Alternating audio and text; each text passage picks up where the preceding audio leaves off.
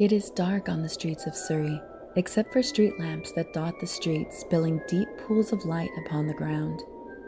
We see an owl on a street sign, Privet Drive.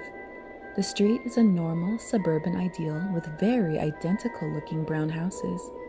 The owl flies away, and an elderly man with flowing robes and a long silvery white beard, who we will come to know as Albus Dumbledore, walks out of the nearby trees, past a tabby cat standing next to what looks like a shed.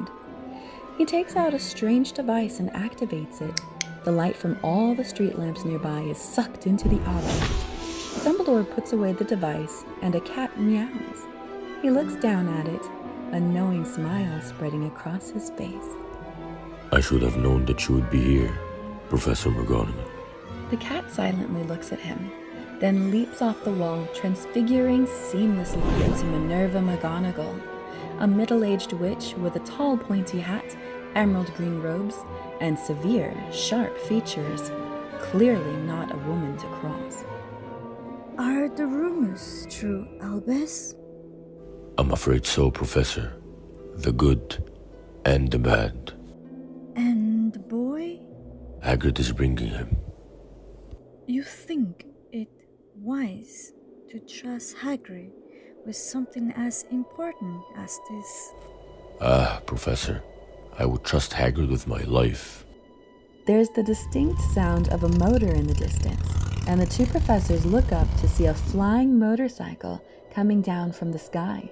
It skids on the street before coming to a halt, and the large figure of Rubeus Hagrid, with his shoulder-length wild black hair and tangled beard, dismounts the bike and removes his goggles. Professor Dumbledore, sir. Professor McGonagall. No problems, I trust Hagrid. No, sir. Little Dyke fell asleep just as we were flying over Bristol.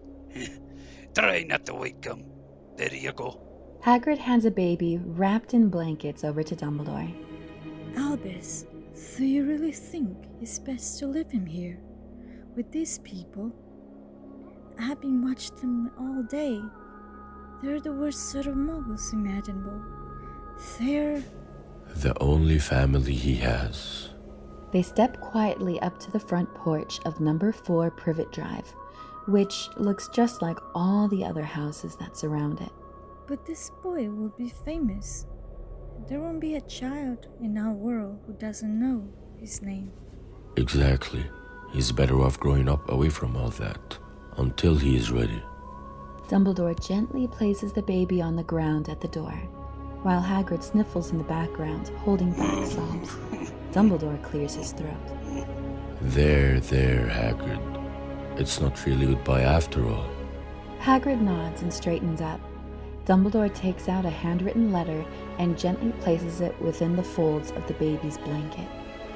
Good luck, Harry Potter. The last glimpse that Dumbledore has of this tiny infant on the doorstep is a lightning bolt-shaped scar on his forehead, a casualty of the tragic events that he has endured in the last day, a scar that he will bear for the rest of his life. But all time passes, and Harry is now 10 years old and fast asleep in a cupboard under the stairs. A light turns on outside his cupboard door, and it is his wake-up call from Aunt Petunia. Up! Get up! Now! Aunt Petunia smacks the door of the closet before heading back into the living room.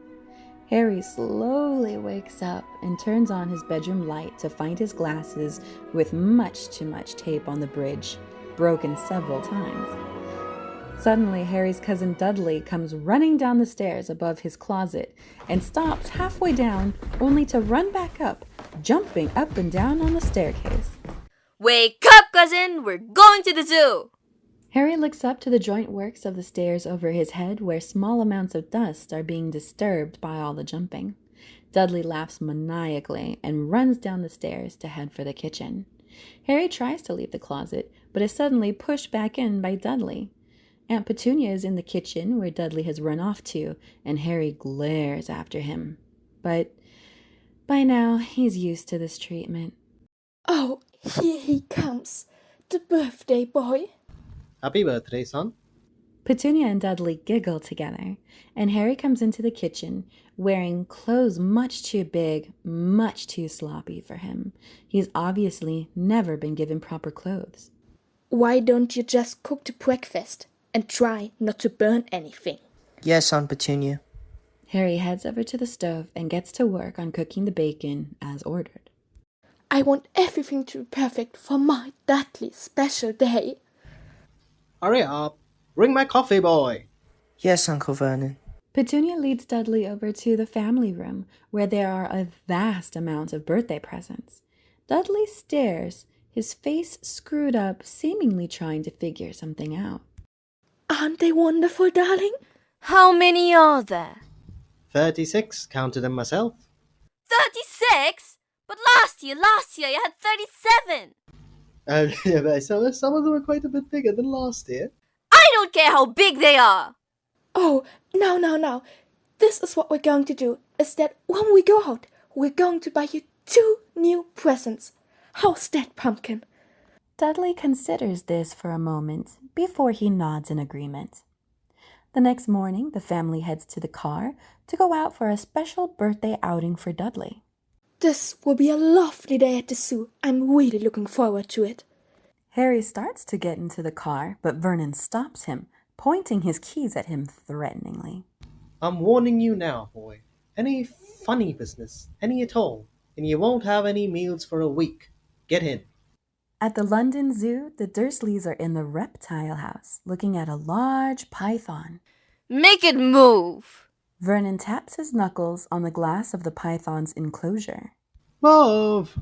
Dudley taps on the glass much harder, and Vernon nervously winces. Move! He's asleep. He's boring. Dudley and his parents head over to another enclosure, and Harry is left alone with the python. Sorry about him. He doesn't understand what it's like. Laying there, day after day, watching people press their ugly faces in on you. The snake looks up and blinks at him. Harry straightens up in surprise as he realizes that he's somehow communicating with the snake. Can you hear me? The snake nods. It's just, I've never talked to a snake before. Do you talk to people often? The snake shakes his head. You're from Burma, aren't you? Was it nice there? Do you miss your family? The snake turns its head in the direction of a sign which says, "Bred in captivity." I see. That's me as well. I never knew my parents either. Now that the snake is awake, it has attracted Dudley's attention. He runs over to the glass, knocking Harry to the floor. Mommy! Dad! Look! You won't believe what the snake is doing. Dudley puts his pudgy hands up on the glass wall of the enclosure. Still sprawled on the ground, Harry glares up at him, when suddenly the glass disappears, causing Dudley to lurch forward, losing his balance. He falls into the snake enclosure, sputtering in a pool of water. Harry snickers at what he sees. Then the snake gets out of the exhibit, stopping right in front of Harry. Thanks. Anytime. The snake slithers off toward the exit, scaring away many tourists in its wake as it heads for freedom. Inside the enclosure, Dudley gets up to climb out, but the glass has now reappeared over the enclosure. Seeing that he is now trapped inside, he pounds on the glass, panicking. Mom! Mommy! Help me! My darling boy, how did you get in there? How did you get in there? Dudley, oh Dudley! Harry, beside himself with glee, snickers at all of this chaos. But Uncle Vernon notices and glares down at him. Harry's grin melts away, knowing that he is in huge trouble with Uncle Vernon. When they get back to the house, Petunia has bundled up Dudley, wrapped in her arms, with blankets over his shoulder, trying to comfort him as he shakes from terror. It's all right, sweetheart. It's all right. Harry suddenly enters the living room, being furiously pushed by Uncle Vernon. Vernon slams the front door and then shoves Harry up against the wall, angrily grabbing at him. What happened? I swear I don't know. 1 minute the glass was there and it was gone. It was like magic. Vernon scoffs, shoving Harry into the cupboard under the stairs and slamming the door. There's no such thing as magic. He shuts the vent on the door, leaving Harry all alone in the dark. He has no idea what's just happened, but he's determined to find out. The next morning, an owl flies over Surrey, settling itself on a TV aerial on one of the nearby house's roofs. In the kitchen, Dudley stands in his smartest school uniform, posing in front of the fireplace and smiling grandly. Harry can't help but smirk to himself as he organizes things in the kitchen. Oh, smile, Vernon, just look at him. I can't believe it. In just a week, you'll be off to Smartings. Caveat Smeltonia, proudest moment of my life. Will I have to wear that too? They all slowly turn their heads toward Harry and laugh hysterically. What? You? Go to Smartings? Ah, as if. Oh, don't be so stupid. You are going to state school where you belong. Aunt Petunia goes to the kitchen and fishes out a gray blazer from a pot of boiling water. And this is what you're gonna be wearing when I finish dyeing it. But that's Dudley's old uniform. It'll fit me like bits of old elephant skin. It'll fit you well enough. Go get the post. Harry heads down the hallway to the front door to collect the letters that have been delivered.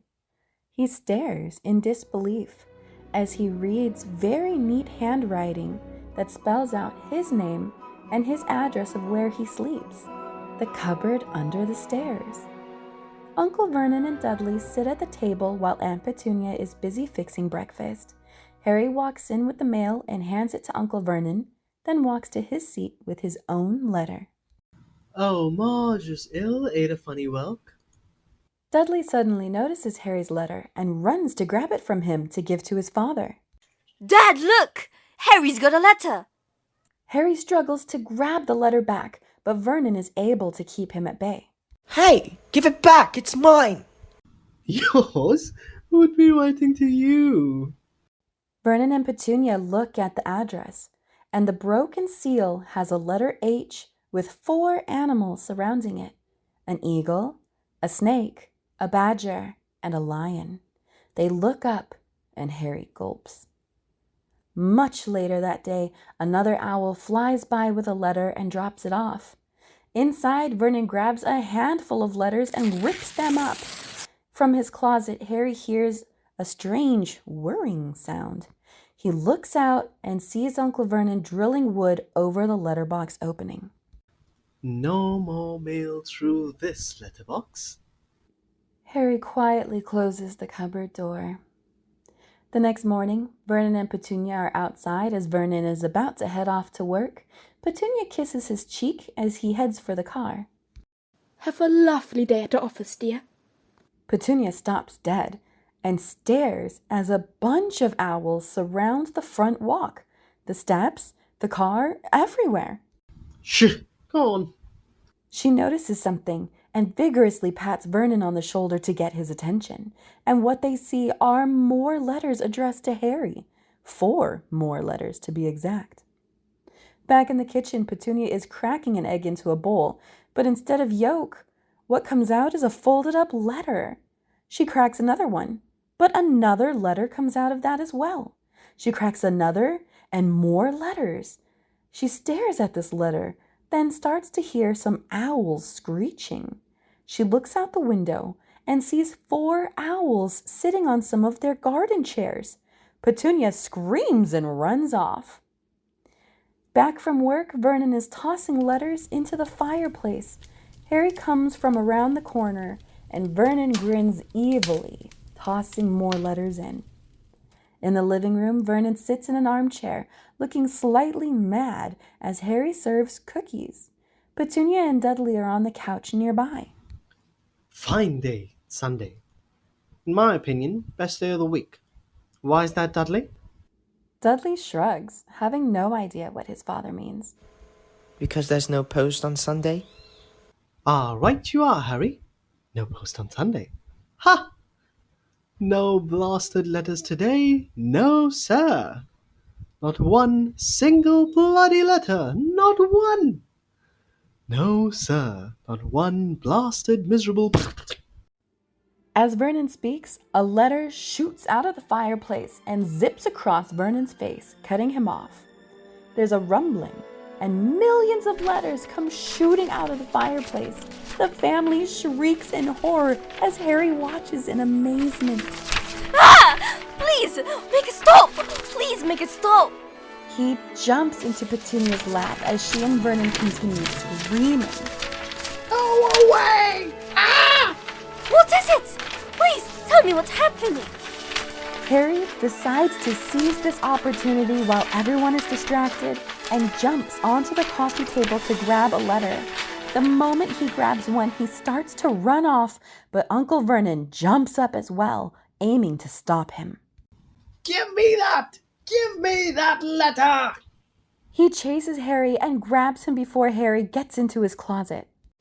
Get off! Uncle Vernon restrains Harry as several letters begin to shoot everywhere around the house, filling every available space. Harry continues to struggle against him. They're my letters! Let go of me! The wood plank that Uncle Vernon nailed in front of the letterbox finally breaks from the excess pressure of all the letters shooting through the letterbox opening. That's it! We're going away! Far away! Where they can't find us! Daddy has gone mad, hasn't he? Petunia watches with a horrified look on her face, knowing that Dudley may be right. That stormy night, the Dudleys and Harry have moved into a tall house on a secluded rock island somewhere out at sea. Everyone is mostly asleep, except for Harry. He lies on the cold dirt floor, with Dudley sleeping on a sofa above him. He's unable to sleep and has drawn a birthday cake in the dirt which reads, "Happy birthday, Harry." Harry looks at Dudley's watch, which beeps 12 o'clock midnight. It's his 11th birthday. Make a wish, Harry. He blows out the candles on his hand-drawn birthday cake. It's quite pathetic, really. Suddenly, the door thumps in sync with the thunder flashing outside. Harry jumps, and this awakens Dudley. The door thumps again, and Dudley and Harry jump up and back away. Harry hides beside the fireplace, and Dudley cowers on a windowsill. Petunia and Vernon rush in, and Vernon's holding a double-barrel gun. Who's there? The door bangs again and then falls down. A giant figure appears in the doorway, his dark form just visible against the blackness of the storm. He comes into the dim light of the remaining fire and is revealed to be Hagrid. Sorry about that.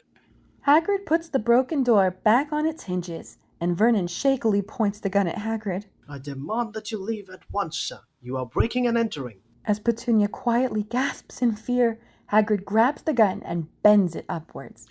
Try up, Dursley, you great prune. The gun fires upwards, blasting a hole in the ceiling, causing the two to shriek in fear. Hagrid notices Dudley and jumps to conclusions. Boy, I haven't seen you since I was a baby, Harry. But you're a bit more alone than I was expecting. Particularly around the middle. I'm not Harry. Harry reveals himself, stepping out from beside the fireplace. I am.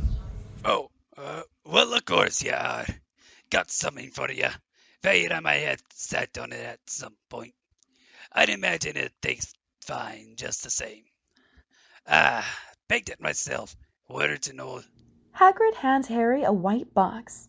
Harry tentatively opens it to find a chocolate cake with pink frosting and charmingly misspelled "Happy Birthday, Harry" in green frosting. Harry is touched. He's never received any kind of present, birthday or not. Thank you. It's not every day that your young man turns 11. Now is it, eh? Hagrid sits down on the sofa and takes out a pink umbrella, pointing it at the nearly empty fire. 2 sparks fly out of the umbrella and the fire starts. The family gasps, but But Harry can no longer stand the suspense. He sets the cake down and approaches Hagrid. Excuse me, who are you? Rubius Hagrid, keeper of keys and grounds at Hogwarts. Course you know all about Hogwarts. Sorry, no. No? Blimey, Harry, did you ever wonder where your mum and dad learned it all? Learn what? Hagrid leans in toward Harry, revealing the secret Harry has been so desperate to learn this whole time. You're a wizard, Harry. I'm what? A wizard, and a thumping good one at that, I'd wager. Once you've been trained up a little, of course. No. You've made a mistake. I can't be a wizard. I mean, I'm just Harry. Just Harry. Well, just Harry. Did you ever make something happen and then you couldn't explain when you were scared or angry? Dudley whimpers. Hagrid hands Harry the same letter that was so desperate to find him in his cupboard under the stairs. Harry opens it, finally getting to know what this mystery involves. Dear Mr. Potter, we are pleased to inform you that you've been accepted at Hogwarts School of Witchcraft and Wizardry. He'll not be going. We swore when we took him in we'd put a stop to this rubbish. You knew! You knew all along and you've never told me! Of course we knew. How could you not be my perfect sister, being who she was? Oh, my mother and father were so proud the day she got her letter.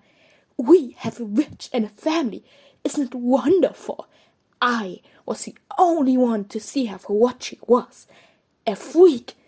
And then she met that Potter, and then she had you, and I knew you'd be just the same, just as strange, just as abnormal. And then, if you please, she went and got herself blown up, and we got landed with you. Blown up? You told me my parents died in a car crash. A car crash? A car crash killed Lily and James Potter? We had to tell them something. It's an outrage. It's a scandal. As the Dursleys argue with Hagrid, no one, including Harry, is noticing that Dudley has taken Harry's cake into a corner where he begins to eat it. He'll not be going. Oh, and I suppose a great Morg like yourself is going to stop him, are you? Harry is brought up short in his anger by the use of this new term. Muggle? Non-magic folk. This boy has his name down ever since he was born.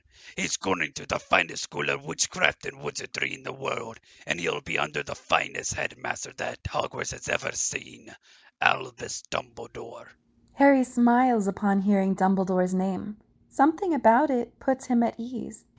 I will not pay for some crackpot old fool to teach him magic tricks. Hagrid whips out his umbrella and points it at Vernon threateningly. Never insult Albus Dumbledore in front of me.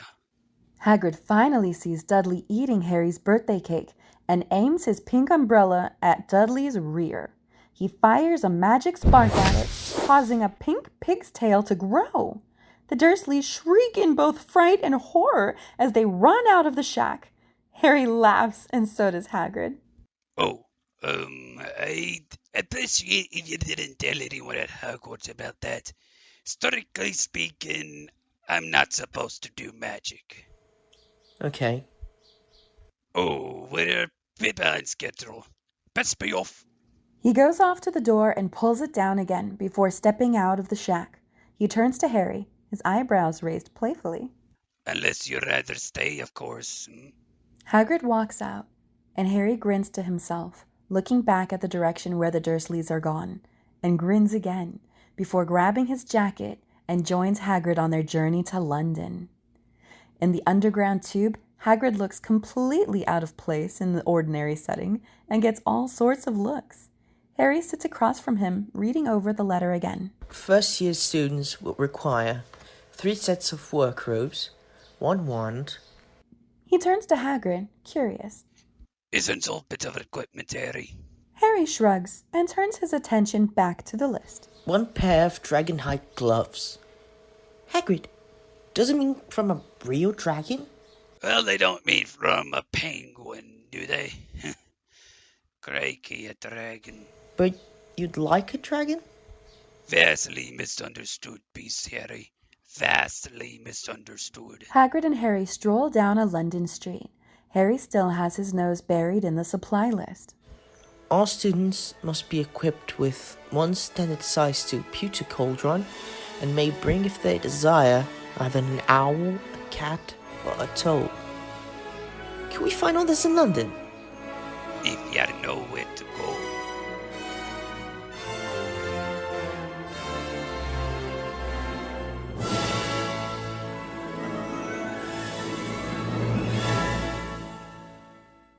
Hi everyone, this is Nimmy, and that's conclude our anniversary special audio play of Harry Potter and the Philosopher's Stone. I want to thank all the audio play team for making magic come alive with their acting, editing, and much more. We couldn't done this without you guys. Thank you. I also want to thank Summer, our founder of Harry Potter audio play. We could have done it without you, Queen. Thank you so much for all these 2 years of hard work, planning, creating, and directing a magical audio play as you have envisioned. I am very proud of you, Queen. Love you so much. For our viewers, we thank you for watching and listening to years of audio plays. Come alive and please stay tuned for the continuation of Harry Potter and Prisoner of Azkaban, Chapter 4 coming soon.